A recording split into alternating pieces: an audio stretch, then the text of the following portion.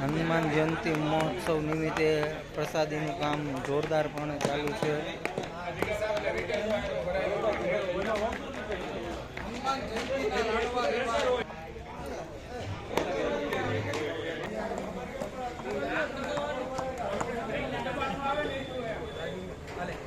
લાડવા વાળવા જાવ છું બરાબર. મોટો વસ્તુ બની ગઈ છે, ખાલી વાળવાનો બાકી છે બરાબર.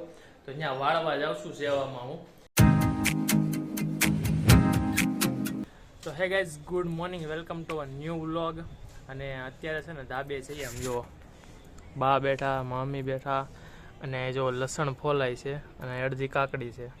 અને ઓલી બાજુ હું ખવાય છે લસણ ફોલાય છે, બધું થાય છે.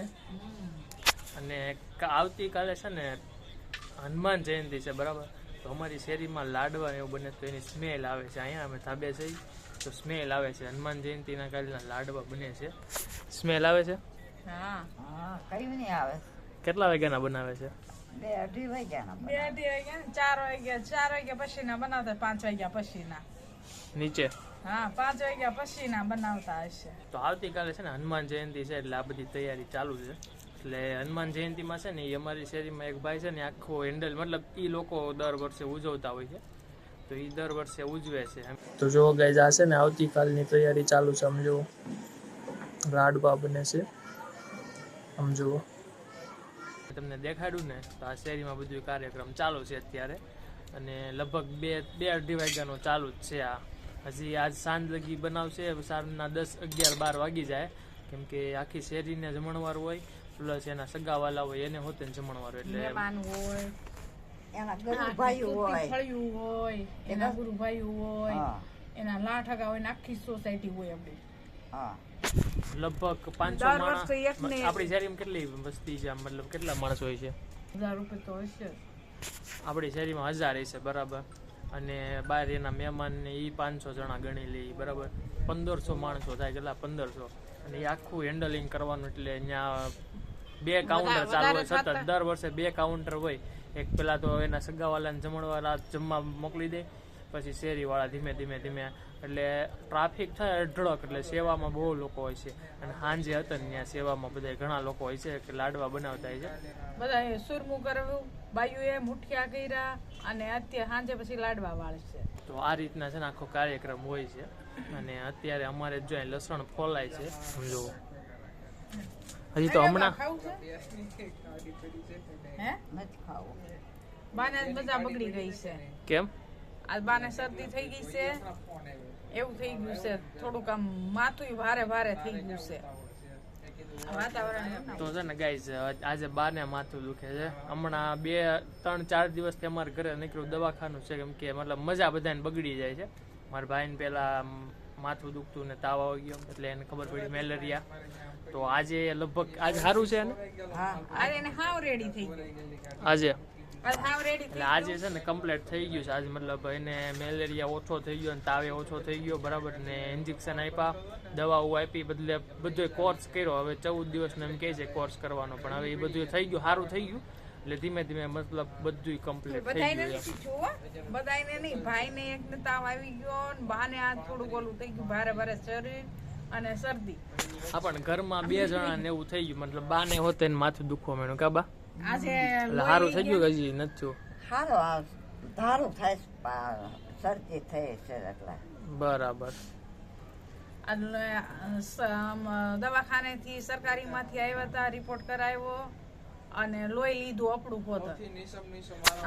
મતલબ છે ને આપણે સરકારી દવા લીધી હોય, મેલેરિયાની અસર હોય ને, તો સરકારીના જે કર્મચારી હોય ને આપણી સોસાયટીમાં આવે કે મચ્છરનું પ્રમાણ કેવું છે, તમારું ઘર સ્વસ્થ છે કે કઈ રીતના છે, ક્યાં મચ્છર થઈ શકે, એના માટે ચેક કરવા આવે.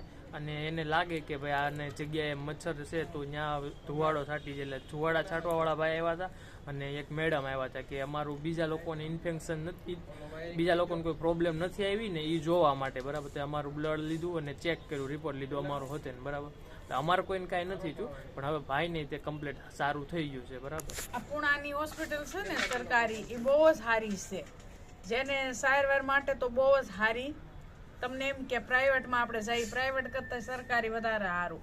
અને તમને એકદમ સારું થવાય કરે. તમને એમ કે સરકારીમાં આમ તેમ કરે, પણ એવું કાંઈ નહીં. અમારા પૂણાની સરકારી છે ને હોસ્પિટલ બહુ સારી છે, મોટી બની અને બધી અત્યારે દાખલ કરે, બાટલા ચડાવે, બધું કરે છે. તો ગાઈસ છે ને અત્યારે સાંજના 7 વાગી ગયા બરાબર.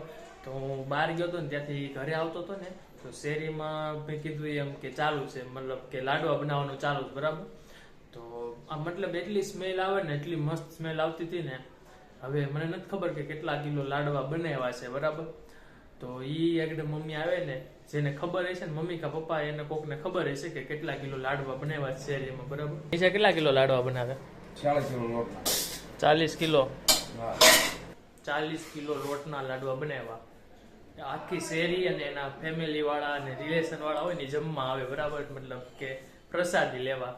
તો એટલો મોટો પ્રસંગ છે અમારી શેરીમાં. હું હમણાં લાડવા વાળવા જાઉં છું બરાબર. મોટો વસ્તુ બની ગઈ છે, ખાલી વાળવાના બાકી છે બરાબર. તો ત્યાં વાળવા જાઉં છું સેવામાં હું.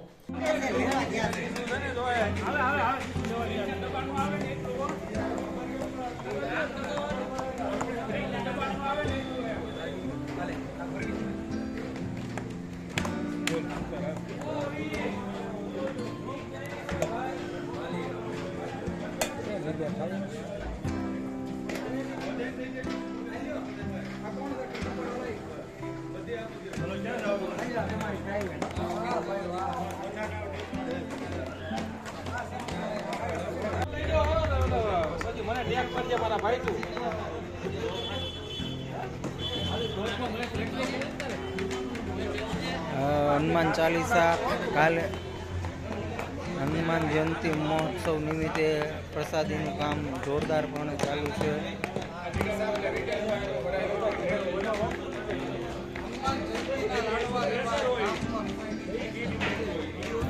એક